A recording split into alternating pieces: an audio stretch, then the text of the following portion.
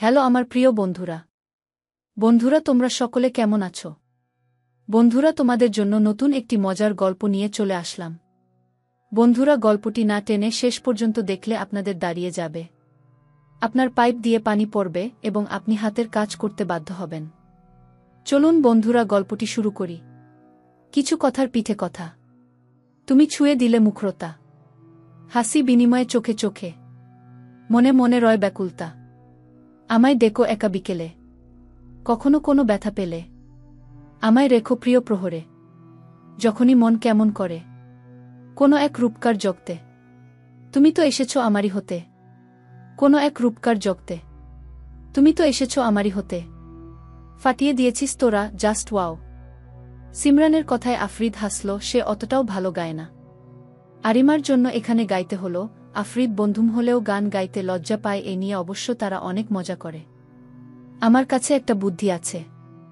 6 জোড়া চোখ ঘুরে মনিরের দিকে দৃষ্টি দিল। তারা শুনতে আগ্রহী। মনির কি বলে? দেখ, সামনে ভার্সিটির নির্বাচনের পরে কিন্তু বড় করে একটা অনুষ্ঠান হবে, চাইলে তোরা পার্টিসিপেন্ট করতে পারিস। দুজনের গানের গলা কিন্তু বেশ। বাকিরা হৈ হৈ করে উঠল, তারাও চায় আরিমা আর আফরিদ গান করুক। মনির, তুইও তো গান পারিস, নিজেও পার্টিসিপেন্ট কর। শুভর কথায় বেলাশায় জানাল। মনিরের কণ্ঠ যথেষ্ট সুন্দর। আমাকে ফাঁসাচ্ছিস? তোর স্বাদ জাগলে তুই গান গা, আমার এত শখ নেই। মেয়েদের মতো ঢং করিস না তো। এসব ঢং অঞ্জনার থেকে শিখেছিস? এই বেলার বাচ্চা টাকলু, খবরদার আলতু ফালতু কথা বলবি না। বলবো, 1000 বার বলবো, তাতে তোর কি? শালা অঞ্জনার কম দামি বয়ফ্রেন্ড থুরি এক্স। বলেই বেলা হেসে দিল। বাকিদের হাসি পেলেও দমিয়ে রাখল পাছে না। মনির আবার রাগ করে বসে, এখন যে যার মতো ঘুমাতে যা, অনেক রাত হল, নয়তো কখন জানি ওই খাটাস নেতা এসে যায়। ঠিক বলেছিস, চল সবাই, না হলে নেতা এলে রক্ষা নেই। এই বলে যে যার মতো ছাদ থেকে নেমে গেল। কিন্তু আফরিদ থেকে যাওয়াতে আরিমা আর গেল না। কি রে, এখানে ফোন হাতে দাঁড়িয়ে আছিস কেন? গার্লফ্রেন্ড বুঝি কল তুলছে না? আরে ভাইয়াকে ফোনে পাচ্ছি না, কদিন হলো। যাওয়ার আগে বলে গেছে সে একটা কাজে যাচ্ছে, ফিরতে দেরি হতে পারে, টেনশন না নিতে। কিন্তু আমার কিছুতেই ভালো লাগছে না। তুই তো জানিস ভাইয়া ছাড়া আমার আর কেউ নেই। আরিমা কিছু একটা ভেবে বলল, নাদিম ভাইয়া না নেতা সাহেবের অ্যাসিস্ট্যান্ট? তাকে জিজ্ঞেস করলেই হবে। উনি কি বলবেন? যেই রূপ ধারণ করে থাকেন দেখেই ভয় লাগে। কখন জানি এক ধমকে মুটু পাতলুর মতো আকাশে পাঠিয়ে দেয়। আরিমা মুখ বাঁকালো, ওটাকে ভয় পাওয়ার কি আছে? উনি কি সাপ যে তুই তাকে ভয় পাবি? আফরিদ আরিমার দিকে অদ্ভুত দৃষ্টিতে তাকালো। তা দেখে আরিমা খানিক ভরকাল। খবরদার আফরিদ, ভুলেও সাপটাপ ধরিয়ে দেওয়ার চিন্তা মাথায় আনবি না। আনলেও ঝেড়ে ফেল, না হলে তোকে খুন করতে আমার হাত কাঁপবে না। তুই এত সাপে ভয় পাস কেন? জানি না, ভাবতেও শরীর শিরশির করে উঠে। আচ্ছা, ফারহা আড্ডায় জয়েন হলো না কেন? ও ঘুমাচ্ছে তাই ডাকিনি আর। আচ্ছা চল নিচে যাই। সবাই চলে গেছে ইতিমধ্যে। হ্যাঁ তুই যা, আমি আসছি। আর চিন্তা করিস না, আমি উনার সাথে নাদিম ভাইয়ার ব্যাপারে কথা বলে দেখব। থ্যাঙ্কস দোস্ত, কিন্তু দেখিস আবার চড় থাপড়া লাগাইস না। আরিমা চোখ গরম করে তাকালে আফরিদ হাসতে হাসতে নিচে নেমে যায়। তার যাওয়ার দিকে তাকিয়ে আরিমা হাসল। সে আসলেই ভাগ্যবতী, না হলে এত ভালো ভালো ফ্রেন্ড জুটাতে পারত, সবগুলো এক একটা ভেড়ার ছানা। যেই শুনেছে আরিমা মুড অফ করে বসে আছে, সেই সবাই ছুটে চলে এসেছে। কিন্তু যে তাদের খবর দিয়েছে উনি পরে পরে ঘুমোচ্ছে। ফায়ান তাকে এত সহজে ছাড়বে না, এটা বেশ করে জানে আরিমা। সৌহার্দ্য ফায়ান খানকে খুনের চেষ্টা, ভাবা যায়? সে নিজেও এত পাত্তা দিচ্ছে না। কি করবেন উনি? থাপড়াতে আসবেন। আরিমারও হাত আছে, সেও উড়াধুরা থাপড়া লাগিয়ে দিবে। উনাকে দেখে সবাই ভয় পেলেও এই আরিমা ভয় পায় না। কিন্তু লোকটা এখনো আসছে না কেন? রাত তো কম হলো না। আবার কোথায় কি আকাম করছে কে জানে। ছাড় আমাকে, তোদের সাহস তো কম না, আমাকে ধরে এনেছিস। এই রিপনকে খালি একবার ছাড়া পাই, দেখ তোদের কি হাল করি। এই বেশি নড়াচড়া করলে হুকুম আছে, এখানেই কেটে রেখে দিব। চুপচাপ দাঁড়িয়ে থাক। রিপন চুপ হয়ে দাঁড়িয়ে আছে।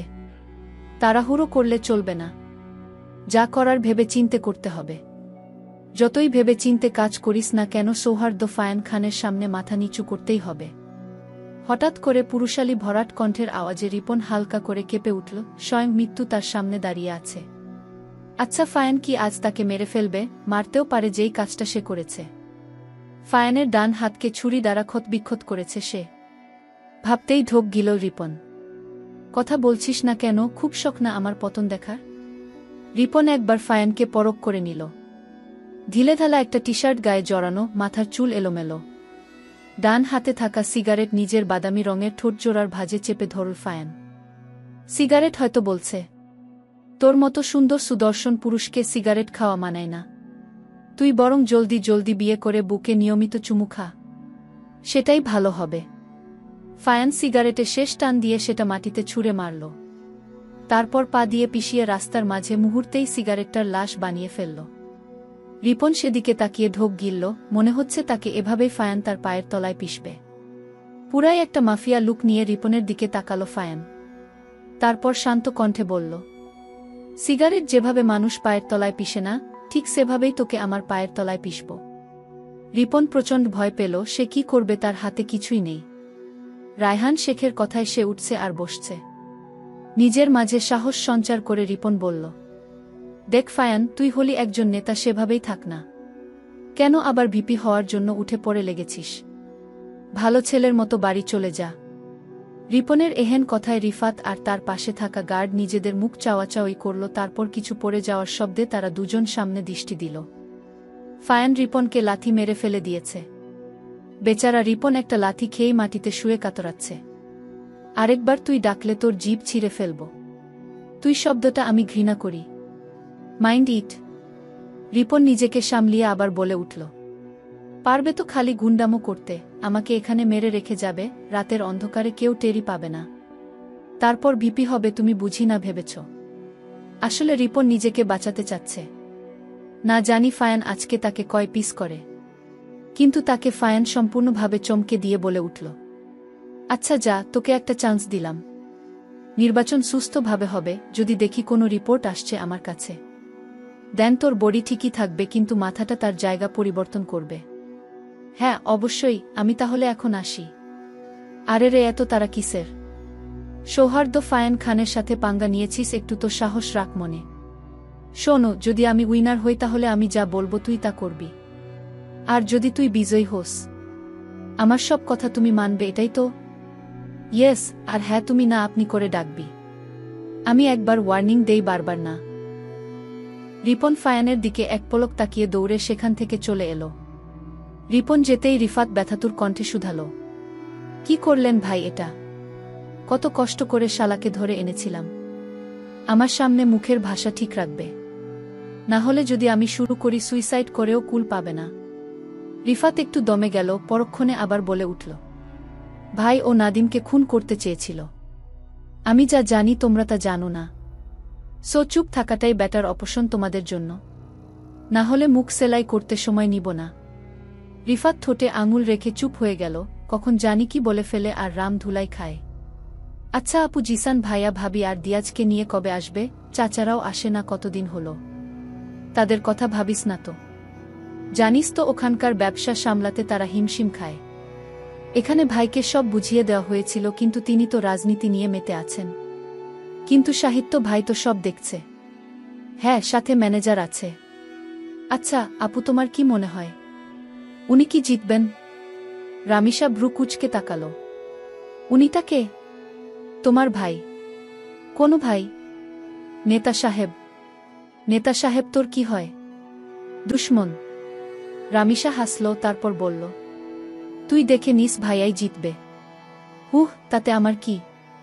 ভালো হয়েছে তোমার কি? আরিমা কিছু বলবে তার আগেই রামিসার মোবাইল বেজে উঠল।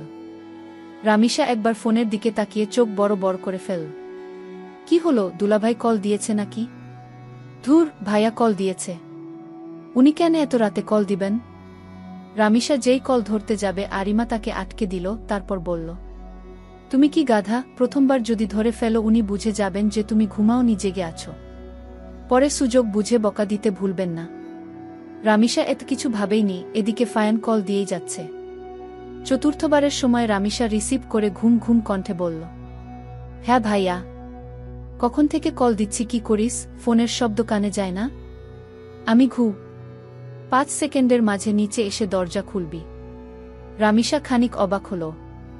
তোমার কাছে এক্সট্রা চাবি নেই? আছে তো, তোর মুখ দেখার জন্য ডাকছি তোকে। জলদি আয়, না হলে ধরে একটা আছাড় মারব। রামিসা কল কেটে দিয়ে ভাবল আরিমাকে পাঠাবে, এতে যা ইচ্ছে হোক। কিন্তু আরিমার দিকে তাকিয়ে দেখল সে ঘুমিয়ে কাদা। এত জলদি ঘুমালো কিভাবে মেয়েটা? আশ্চর্য। রামিসা নিজেই বিছানা ছেড়ে নেমে বাহিরে পা বাড়ালো। সে যেতেই আরিমা টুপ করে চোখ খুলে ফেল। কি ভেবেছ আমি জানতাম তুমি আমাকে ডাকবে? ওই পাতিলের তলার কালির মতো নেতা সাহেবের জন্য আমি এখন বাহিরে যাব? কসমিন কালেও না। টাটা, বাই বাই, আমি এখন ঘুমাই। সকাল সকাল আরিমা এক ভয়াবহ কাণ্ডের মুখোমুখি হল। সে ভাবতেও পারেনি এরকম কিছু দেখবে, তাও নিজের চক্ষু দ্বারা। সে ড্যাব ড্যাব করে সোফার দিকে তাকিয়ে আছে, যেখানে ফায়ান একটা মেয়ের হাত ধরে বসে বসে গল্প করছে। মুখে কি অমায়িক হাসি তার! আরিমার গা জ্বলে যাচ্ছে ফায়ানের হাসি দেখে। ইচ্ছে হচ্ছে স্পাইডার ম্যানের মতো উড়ে গিয়ে এক লাথিতে সামনের দাঁত কটা ভেঙে ফেলতে। আচ্ছা, সামনের দাঁত ছাড়া নেতা সাহেবকে কেমন লাগবে ভাবতেই আরিমা ফিক করে হেসে দিল। এদিকে আরিমাকে এভাবে হাসতে দেখে সবাই চোখ বড় বড় করে তাকালো তার দিকে। রামিসা আর সাহিত্য এতক্ষণ ফায়ানের কার্যক্রম দেখতে ব্যস্ত ছিল, তাই আরিমার হাসির কারণ ধরতে পারছে না। এই মেয়ে এভাবে উদ্ভ্রান্তের মতো হাসছে কেন? পাগল হলো নাকি? চলবে।